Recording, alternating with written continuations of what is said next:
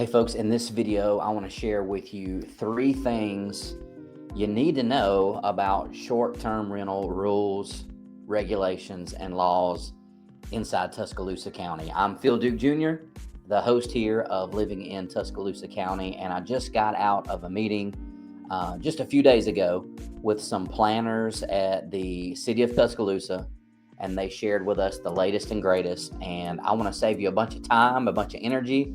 A bunch of this information is out on the internet, and I'll share the link with you here at the end. But I want to break down with you the 3 things that I think are the most important. So let's go ahead and dive into those 3. But before we get to the first one, if you're watching this video and you're thinking about investing in Tuscaloosa, you need to check out my Facebook group called the Tuscaloosa Real Estate Investors Club.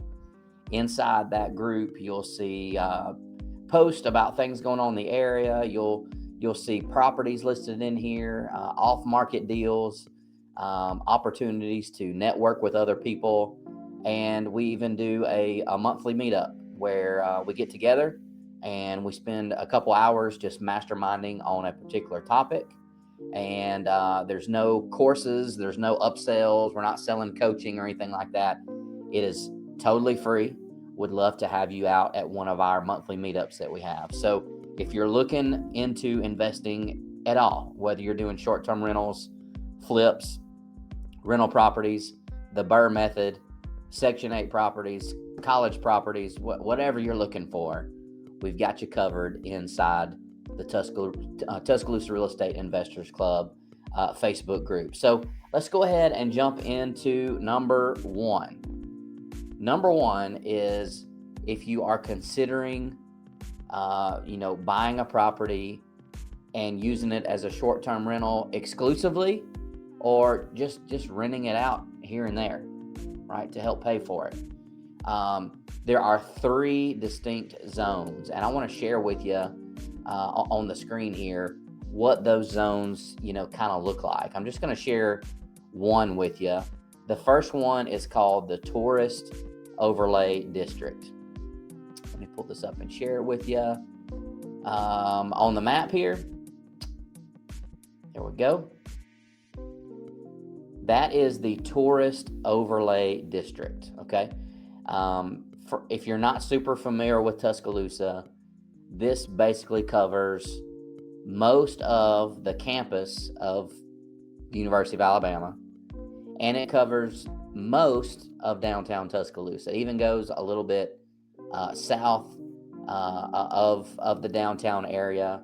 But this is basically the area where they are encouraging and wanting more short-term rentals, okay?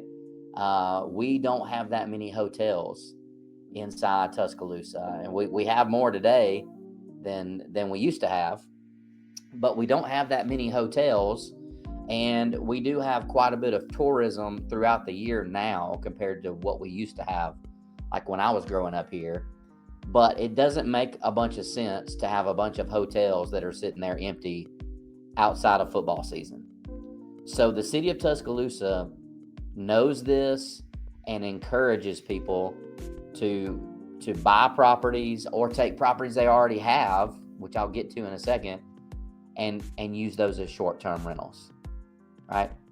We know on a big football weekend here, right, there's normally 7 home games every single football season. We also have graduation in December, graduation in May, and then graduation in August. We also have parent visitation weekends. We have move-in weekends where parents come into town and they help their children move into the dorms or move out of the dorms. So throughout the year, there's actually quite a bit of times outside of football season that we need more space in Tuscaloosa.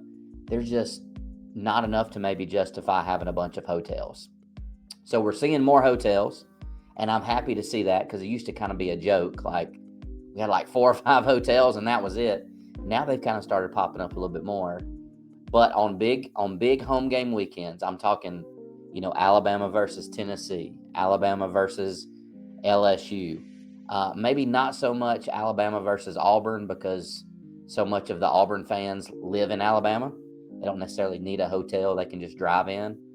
But for the big football weekends, we might have 200,000 extra people in Tuscaloosa or more. Okay. A couple years ago when it was, the game of the century, Alabama versus LSU, they were both undefeated. And I think one was number one was number two. I mean, we had reportedly close to 500,000 extra people in town. Obviously, not all of them went to the game, but they were hanging out on the quad. They were hanging out at the local restaurants and bars. So we need that. So inside that tourist overlay district, you can put your property on Airbnb, VRBO, those type sites for 45 nights per year. Okay, 45 nights. Inside the tourist overlay, you get 45 nights from the beginning. If you are inside the city limits, but you're not inside that tourist overlay district, you're going to start out at only 30 nights per year. Okay, which again, if you're only doing the football weekends, all right, there's 7 of them, and let's say you rented your property out for just those 7 home games, 3 nights every week, every game. That's 21 nights. If you did a 4-day weekend or a 4-night weekend for those 7, you're at 28 days or 28 nights already. Okay, so you can still make a really good profit off of a short-term rental, even if you just rent it out just for the football games. Okay, and then outside of the police jurisdiction, there are rules that apply there. It's not quite as simple, which I'm going to get to next. It's not quite as simple as just taking some pictures, putting it on Airbnb and VRBO, which brings me to step number 2, or thing number 2 that we're going to talk about today. Number 1 is the zones. You need to know which zone your property is in. If you have any questions about that, you can always reach out to me. Be glad to run the numbers for you. But the application process, okay? The application process today is much simpler than it's ever been. In fact, it's all done online. You used to have to print out a bunch of forms, hand write your signatures, hand fill them in, and then you either had to scan those and email them in, or you had to hand deliver them. That is not the case any longer. In fact, if you go to Tuscaloosa.com/STR, short-term rental, you can see all of the latest, the processes, the forms, the links. It's all done completely online now as far as the application goes. But it's not just fill out an application, hit submit, and just wait for it to get approved. There is a process that you have to go through. So in addition to having a short-term rental license, you have to also have a business license. So if you just have one property and you're just going to rent it out for, let's say you've got a property here, you're going to come to most of the games, but there's 2 games that you're not going to make it to, and you want to rent your property out for those 2 games, you've still got to go through this process. So there's a business license, there's a short-term rental license, there is an inspection of the property. So the building inspectors are going to have to come out to the property and make sure that everything is safe, that there's all those specifications are inside there. You're going to have the right insurance policy. Okay, so your insurance policy has to cover a certain dollar amount, and it actually has to list the city of Tuscaloosa as additional insured. That way, if somebody gets injured in your property and they sue you, they also try to sue the city of Tuscaloosa, your insurance has to cover the city of Tuscaloosa as well.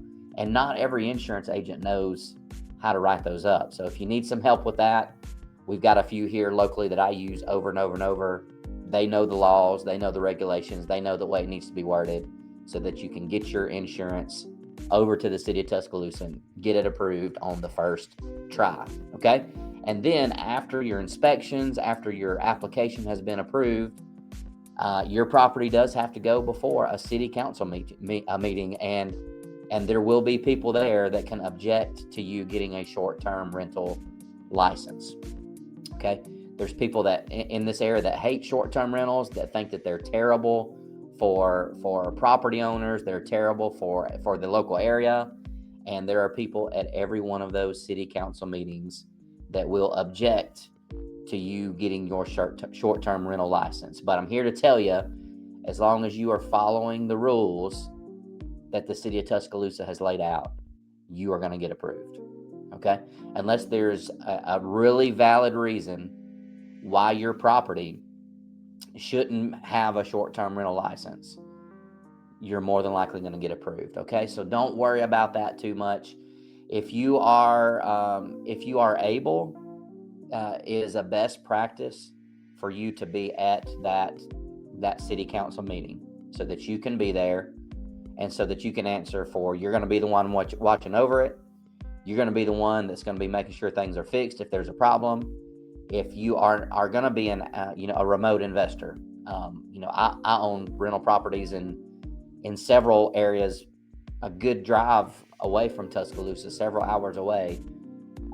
If that's you, if you're going to be buying a property and you're not going to be here to look over it and be able to, make a quick repair or do something safety related, you probably need to go the route of having somebody doing that for you.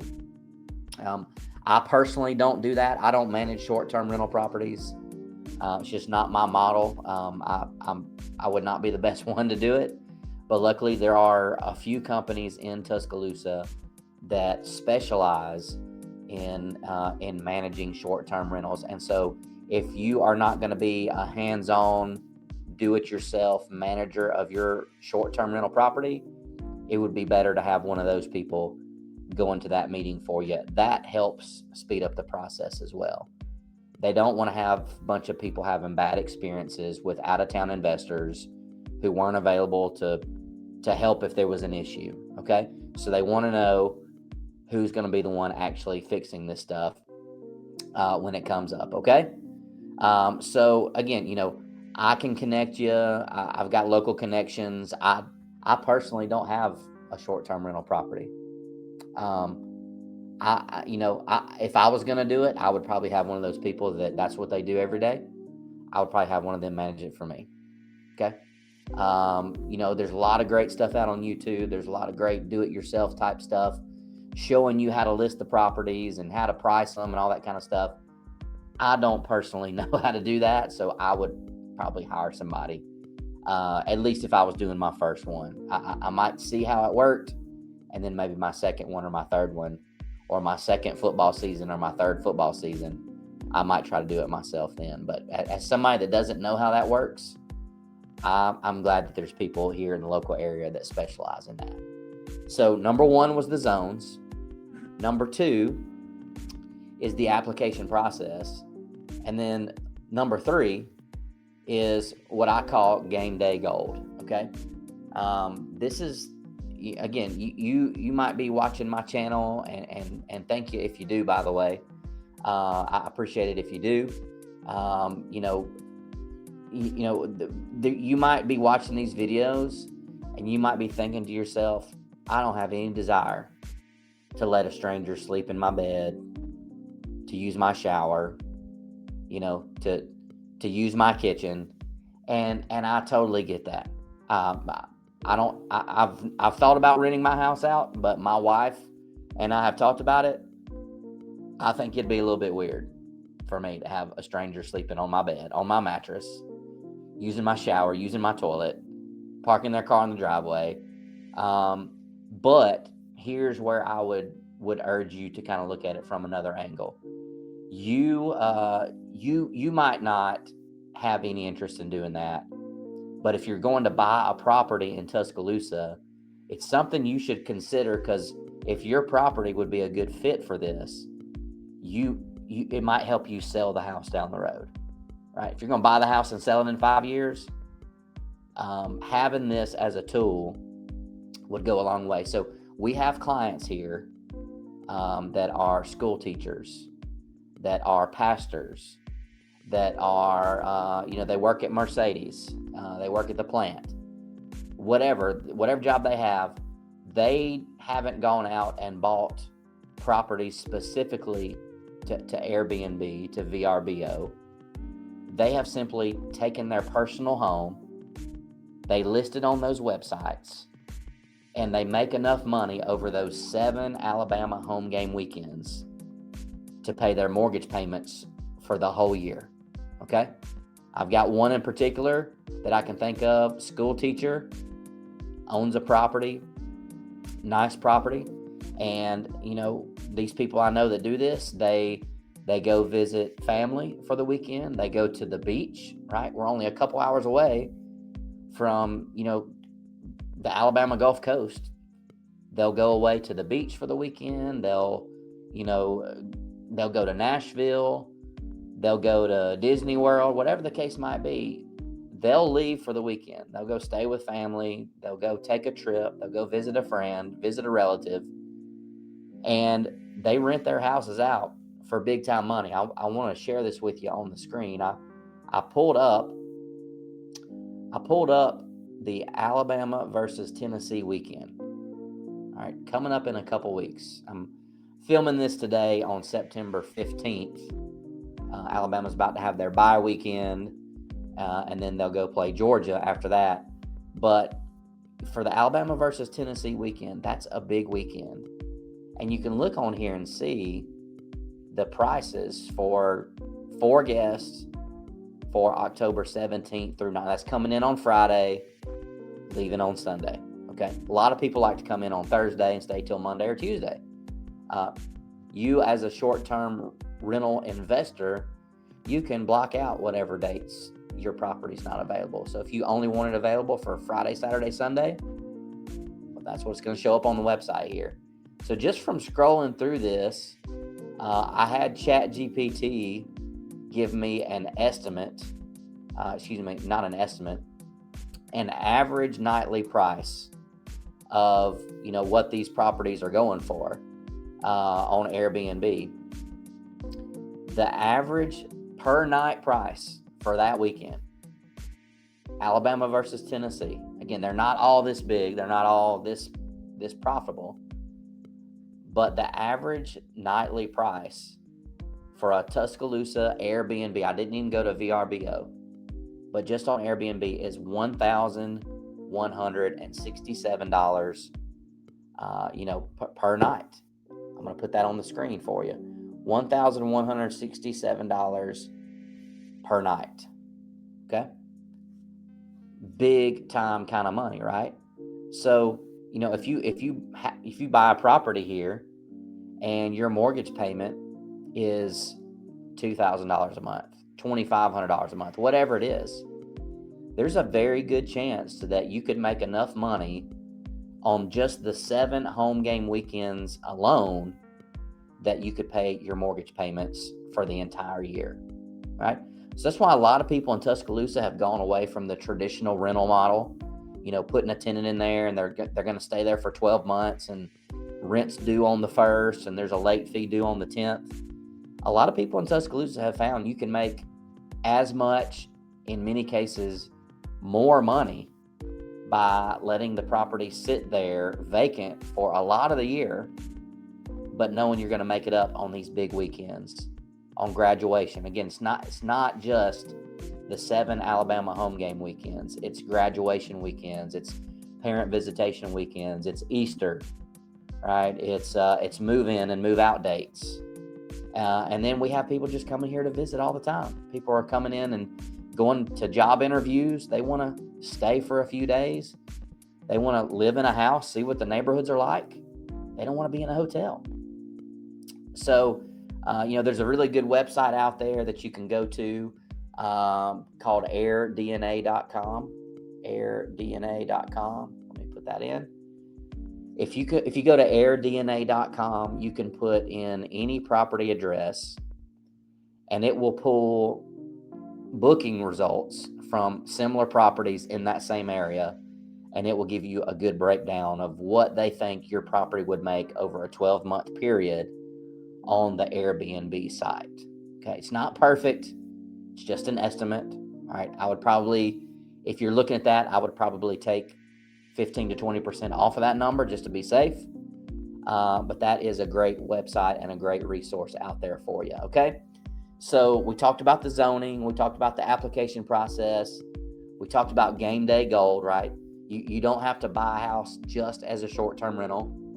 You could buy a house here and you could help pay for it by putting it out there for some of these weekends, okay? The last thing that I want to share with you about before I kind of finish this video today, again, Tuscaloosa is 45 days if you're in the tourist overlay area. It starts off as 30 days if you're outside of that, and then when you renew for the second year, as long as you didn't have any issues, they will extend it to 45 days after that. But I want to tell you a little secret, okay? If you go, I put in here from City Hall, from Bryant-Denny Stadium to City Hall in Northport, Alabama. You can see that river that runs through there. That's the Black Warrior River that runs through Tuscaloosa. The north side of the river is Northport. That's where I live. That's where I work. So I'm in my office filming this video in Northport. There are no restrictions right now. As the date I'm filming this might change in the future. There are no restrictions in Northport.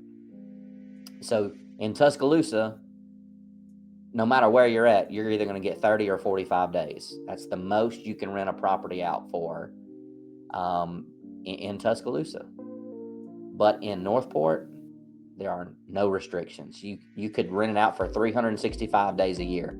And so what started happening is that investors have started coming over, just coming right over the bridge here in this downtown Northport area and buying up properties specifically for short-term rentals, okay? We even have properties even all the way up to the north end of Tuscaloosa County that are going for big money on Airbnb and VRBO. So just a little trick for you there. If you're considering, maybe like the prices seem high, maybe the interest rates and the payments seem a little bit high, you're a little bit nervous about that.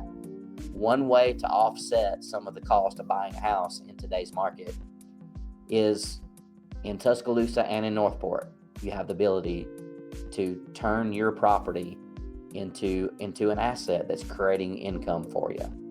And if you have any questions about this, if you want to chat further, I'm going to put this up here as I kind of close out here. You can always go to my calendar link, which is in the description. You can pull up my calendar, see what times I have available.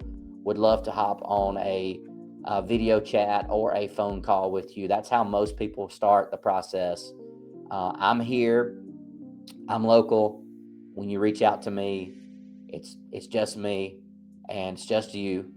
I'm not going to pass you off to my assistant. Not going to pass you off to to a rookie agent. When you reach out to me from this channel, it'll be me and you from beginning to end. It might be you reach out and we have a conversation. You decide Tuscaloosa isn't for you, which is totally fine.